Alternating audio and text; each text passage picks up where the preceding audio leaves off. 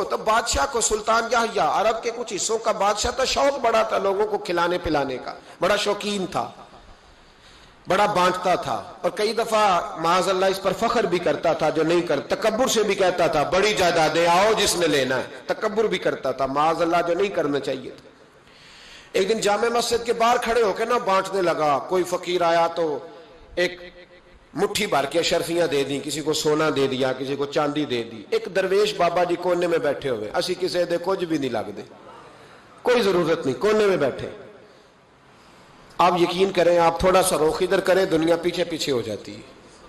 اگر آپ پیچھے بھاگیں گے تو آگے دوڑ کے بھاگے گی. یہ مزاج ہے قوم کا, کسی کا حال پوچھ لیں وہ بگڑ جاتا ہے, کہتا ہے مجھ سے کوئی کام ہوگا تبھی تو پوچھا ہے, اور آپ چپ کر جائیں, خاموش ہو جائیں. یہ بھی بڑی مصیبت ہے کہ پیار کر لیں تو اس کا بھی نقصان دیکھنے میں آتا ہے. کہتے ہیں پتہ نہیں میرے اندر کیا لالچ ہے, کیا خوبی ہے جس وجہ سے مجھ سے اتنی محبت ہو رہی ہے.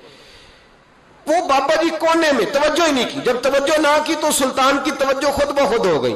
سلطان یحییٰ کہنے لگے بابا کوئی قابل توجہ آدمی ہے, سب لوگ لائنوں میں لگے ہوئے بھاگ رہے ہیں, بادشاہ آیا ہے. یہاں تو شادی پہ کھانا کھل جائے تو بڑے بڑے امیروں کا پتہ چل جاتا ہے کہ بننے کیا لگا ہے. کہتے پتہ نہیں دوبارہ چھوٹے گوشت کی ٹرے آئے گی کہ نہیں آئے گی, اور اتنا سارا رکھ لیتے ہیں کہ علمان والحفیظ. بڑے بڑے امیروں کے پول کھل جاتے ہیں, پتہ چلتا ہے کتنے تگڑے امیر ہیں. تو جب اس نے کہا شرفیاں, سونے, ہیرے, جواہرات, تو جو نہیں تھے فقیر وہ بھی لائنوں میں لگ گئے. لیکن وہ فقیر پھٹے پرانے کپڑے, سانو تخت ہزارے دی لوڑ کیے, نالے کی لگے شہر بمبول دے نال, اسی اپنی بال کے سیکنے, سانو کی لگے کسی اور دے نال. اور اقبال نے اس کی تشریح کی. اقبال کہنے لگے ہوا گو تند و تیز ہے لیکن چراغ اپنا جلا رہا ہے. ہوا گو تند و تیز ہے, تیز ہوا میں چراغ نہیں جلتے. ہوا گو تند و تیز ہے لیکن چراغ اپنا جلا رہا ہے.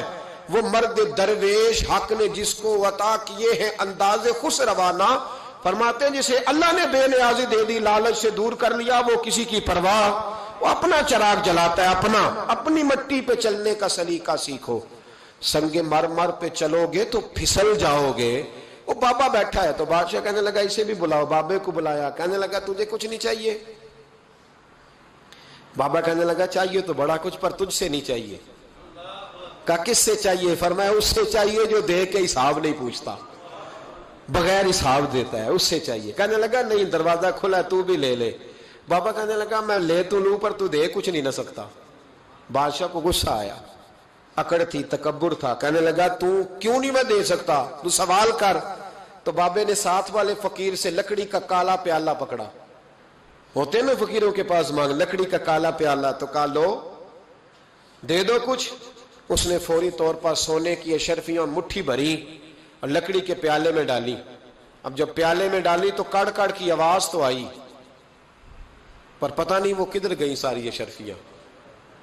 دوسری مٹھی ڈالی تو پھر کڑ کڑ کی آواز آئی, پر اشرفیاں کدھر گئی کوئی پتہ نہیں چلا. تیسری, چوتھی, پانچویں, بابے کا پیالہ خالی کا خالی. 2 دفعہ بھی, 4 دفعہ بھی. یہ بادشاہ لوگ ضدی ہوتے ہیں, مانتے نہیں جلدی, کیونکہ کسی نے بتا دیا ہوتا ہے نا سارا کچھ تم ہی ہو, اڑ جاتے. ہاں جو جس منصب پہ بھی بادشاہ ہوتا ہے اڑ جاتا ہے. اس نے کہا میں بھی ضدی ہوں, پیالہ بھر کے چھوڑنا ہے. ایک بوری منگا لی, دوسری منگا لی, تیسری منگا لی. بابا خوش ہے, مطمئن ہے, چلو ڈالو, تم نے کہا تھا ملیں گی. اب وہ مٹھی ڈالتا, کبھی اشرفیاں, کبھی ہیرے, کبھی چاندی, پر پتہ نہیں کدھر جاتی. بالآخر آہستہ آہستہ بیک ہونے لگ گیا. وزیر کہنے لگا بادشاہ پیچھے سے بوریاں ختم ہو گئی ہیں, اب نئی منگانے لگیں گی, پیچھے کوئی چیز بھی نہیں, ختم ہو گیا سارا کچھ. انسان کسی کو کیا دے سکتا ہے؟ کیا ہاں وہ انسان بڑا نوازتے ہیں جن کے پاس خزانے بھی اللہ کے دیے ہوئے ہوتے ہیں, وہ نوازتے ہیں لوگوں کو, وہ نوازتے. کہا تو کیا دے سکتا ہے؟ بادشاہ جب تنگ آ گیا نا بادشاہ, تو گھوڑے سے نیچے اتر آیا اور بابے کے پیروں میں بیٹھ کے کہنے لگا بابا یہ پیالہ ہے کس بلا کا نام, نیچے کون سا کنواں ہے کہ جو کنواں جو نیچے گراتا ہی جاتا ہے اور جو بھرتا ہی نہیں ہے.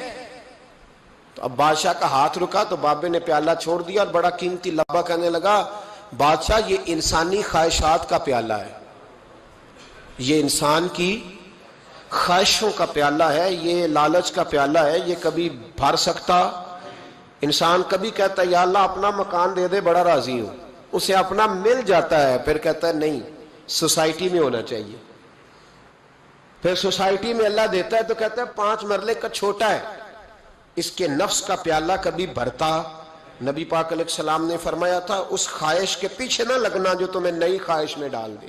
کوئی نہیں سمجھ آئی بات کیا؟ بڑی بات کر دی حضور نے ایک جملے۔ مسند امام احمد بن حنبل میں حدیث ہے، فرمایا اس خواہش کے پیچھے نہ لگنا جو تمہیں ایک نئی خواہش میں ڈال دے، اس کے پیچھے نہ لگنا، اور فرمایا اس خواہش کے پیچھے نہ لگنا جو تمہیں بے جا خواہشوں کے پیچھے لگا دے۔ لوگوں کے للے تللے، پریشانیاں، آزمائشیں، لالچ، ہوس، وہ پریشانی وہ اتنی اوڑھ لی ہے لوگوں نے کہ دلوں سے تقوی، روحانیت، عبادت، درد، ذوق، شوق ختم ہو گیا۔ دنیا ہی دنیا بچی ہے، دولت ہی دولت بچی ہے، باقی ہر چیز کو نفس کا سانپ ڈس گیا۔ محدث ابن جوزی رحمۃ اللہ علیہ فرماتے ہیں میرے شہر کا ایک مالدار شخص تھا تو ایک بڑی ناگن خرید کے لایا۔ ناگن سونے کا انڈا دیتی تھی ناگن، پر انڈا سونے کا انڈا دیتی تھی۔ اس کے بال بچوں نے بھی، ایک ہی بیٹا تھا، بیوی تھی، انہوں نے کہا ابا یہ ناگن ہے، اس کا کام ڈسنا ہے، تو خیال کر۔ کیا کہا تھا حضرت سلطان بہو نے؟ کھارے کھو کدی مٹھے نہیں تھیندے، پاویں سہ منا گڑ پائیے تے سپاں دے پت کدی میتھ نہیں تھیندے، پاویں چولیاں دودھ پیائیے، اس کی فطرت میں ڈسنا ہے۔ تو یہ ڈسے گی؟ بات ختم ہو گئی؟ کہا نہیں، سونے کا انڈا دیتی ہے۔ رکھ لیا گھر میں، بکری رکھی ہوئی تھی، پالتو بکری، بکری کو ناگن نے ڈس لیا، بکری تڑپ کے مر گئی۔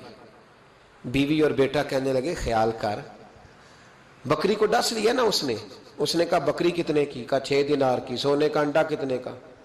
کہا 50,000 دینار کا۔ تو کہنے لگا چھوڑو، انڈا تو مل رہا ہے نا، اگرچہ ناگن ہے، انڈا تو آ رہا ہے نا۔ کچھ دنوں کے بعد گھر میں گھوڑا رکھا تھا، گھوڑے کو ڈس لیا، تڑپ کے مرا گھوڑا۔ اس کو پھر سمجھایا بیوی اور بیٹے نے کہ بس کر دے، یہ ناگن ہے، یہ ڈسے گی۔ اس نے کہا گھوڑا کتنے کا؟ کہا 20 دینار کا۔ تو انڈا کتنے کا؟ 50,000 دینار کا۔ تو چھوڑو، گھوڑا مرنے تو نیا لے آئیں گے۔ اللہ اکبر۔ ایک نوکر گھر میں رکھا تھا جانوروں کو چارہ ڈالنے کو، اچانک اس نے چارہ جو اٹھایا تو اندر وہ ناگن بیٹھی تھی، اس نے ہاتھ پہ ڈسا، غریب نے چیخیں ماری، چیخیں، پر غریبوں کی چیخیں لوگوں کو سنائی نہیں نہ دیتی، غریبوں کی چیخیں لوگ دروازے بند کر لیتے ہیں۔ لوگوں نے اس لیے کالے شیشے لگائے ہیں کاروں کو کہ غریبوں کی چیخیں نہ دکھائی دے نہ سنائی دے۔ ناگن نے ڈسا، چیخنے لگا نوکر، لیکن غریب کا خون بھی سستا ہوتا ہے نا، اس کا سارا وجود زہر سے پھٹ گیا۔ لیکن مالک کو ترس نہ آیا، کہنے لگا نیا ملازم آ جائے گا۔ اب بیوی اور بیٹے نے پیروں میں بیٹھ کے سمجھایا کہ بس کر دے، اس کو چھوڑ دے کہیں یا مار ڈال، یہ ناگن ہے۔ اس نے کہا پاگل ہو گئے ہو، کبھی سونے کا انڈا دیکھا ہے؟ سونے کا انڈا دیتی ہے۔ وقت گزرنے لگا، چند مہینے سکون کے گزرے، لوگ بات بھول گئے۔ ایک دن سویرے سویرے کمرے سے ماں کے رونے کی آواز آئی، اور جب اماں چیخی خاوند دوڑا تو کہنے لگی لے تیرے سونے کے انڈے بچ گئے، اور وہ دیکھ میرے بیٹے کو ڈس کے بستر سے اتر گئی ہے، وہ دیکھ میرا اکلوتا بیٹا۔ ابھی بیٹے کو اٹھا کے طبیب کے پاس لے جانے ہی لگے تھے، وہ اپنے گھر کے دروازے تک پہنچا تھا کہ جناب اسرائیل پہلے تشریف لے آئے۔ اب جب واپس آیا، بیٹے کا جنازہ بڑا مشکل ہے باپ کے لیے اٹھانا، بڑا مشکل ہے، بڑا مشکل۔ رونے لگا، چیخنے لگا۔ ایک بیٹا وہ بھی پردہ کر گیا، جنازہ اٹھا، لوگ اس کو دفن کرنے کے لیے نکلے تو ماں نے بھی سارا سامان سمیٹا، ماں نے بھی واپس آ کے کہنے لگا تو کہاں جا رہی ہے؟ کہنے لگی اس ویڑے میں، اس صحن میں میرے بیٹے کی موت ہوئی، یہاں سونے کے انڈے بچے پر میرا بیٹا نہیں بچا، میں نے اس آنگن کو کیا کرنا ہے جس میں سونا تو پڑا ہو پر بیٹا ماں پکارنے والا ہو ہی کوئی نہ، میری تو ساری آرزویں اجڑ گئی، تیرے لالچ نے ہر چیز تباہ کر دی۔ کہنے لگا میں اسے مار ڈالوں گا، نکال دوں گا، اب کیا فائدہ؟ تو ختم ہو گئی بات۔ دے قدراں کچھ قدر نہ جاتی، کیتی خوب تسلی ہو دنیا دار پجاری زر دے کتیاں دے گل ٹلی ہوں اب کیا فائدہ. بی بی نکلی تو شخص چوک میں آیا, ڈنڈا لیا, ناگن کو مارا.